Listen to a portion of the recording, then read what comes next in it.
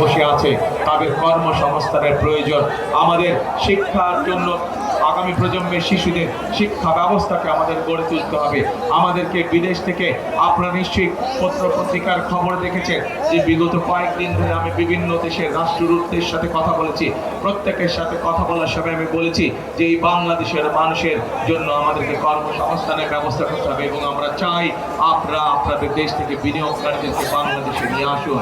প্রিয় ভাই বোনেরা, প্রত্যেকটি দেশের রাষ্ট্রদূত বলেছে ইনশাআল্লাহ বিএনপি ক্ষমতায় আসলে, বিএনপি সরকার গঠন করে আগামী নির্বাচনে আমরা আমাদের দেশের বিনিয়োগকারীদেরকে এই দেশে নিয়ে আসবো, যাতে করে তারা এখানে মিল ফ্যাক্টরি স্থাপন করে এবং এই দেশের মানুষের কর্মসংস্থানের ব্যবস্থা হয়। প্রিয় ভাই বোনেরা,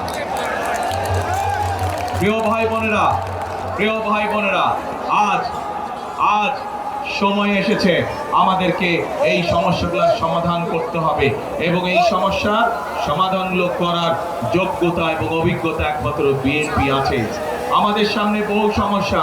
আজ যদি আমরা দেশ গঠনের কাজে হাত না দেই তাহলে আবার আমাদের দেশকে, জনগণকে পিছিয়ে পড়তে হবে। সেজন্যই আগামী 12 তারিখের নির্বাচনে আমাদেরকে সঠিকভাবে মানুষকে যাচাই করে নিতে হবে। আমাদের 12 তারিখের নির্বাচনে সঠিক সিদ্ধান্ত নিয়ে সঠিক দলকে সরকার গঠনের সুযোগ দিতে হবে। প্রিয় ভাই বোনেরা, প্রিয় ভাই বোনেরা, আজ যদি এই বিশাল জনসভার সামনে দাঁড়িয়ে আমি যদি শুধুমাত্র আমার প্রতিপক্ষ সম্পর্কে আপনাদেরকে বলে দিতাম, তাতে জনগণের কোনো উপকার হতো না। হতো কি জনগণের উপকার?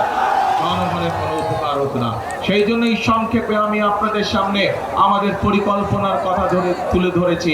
এই মুহূর্তে জনগণের সামনে পরিকল্পনা একমাত্র বিএনপি উপস্থাপন, রাজনৈতিক দলটি কিভাবে তারা বিকাশ সমস্যার সমাধান করতে চায়, কিভাবে আমরা আমাদের মাদেরকে, আমাদের দেশের মহিলাদেরকে, আমাদের দেশের নারীদেরকে আমরা কিভাবে স্বাবলম্বী করে গড়ে তুলতে চাই, কিভাবে আমরা আমাদের শিক্ষা ব্যবস্থা গড়ে তুলতে চাই, কিভাবে আমরা আমাদের জলবায়ুর পরিবর্তনে আমরা কাজ করতে চাই, কিভাবে আমরা ট্রাফিক জ্যাম ঠিক করতে চাই, এই পরিকল্পনাগুলো একমাত্র বিএনপির আছে।